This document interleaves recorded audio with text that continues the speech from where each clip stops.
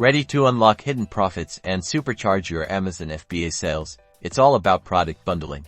Product bundling means strategically combining related items into a single listing, like creating multi-packs, handy kits, or attractive gift sets. First, head over to your Amazon Seller Central account and click Add a Product. You'll be creating a new product listing for your bundle, not modifying existing ones. Craft a compelling title that clearly describes your bundle.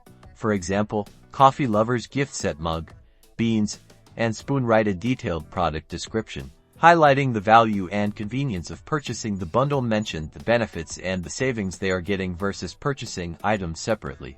Accurately weigh and measure your bundled product. For shipping, Amazon uses these details to calculate fees, so accuracy is key. Crucially, manage your inventory.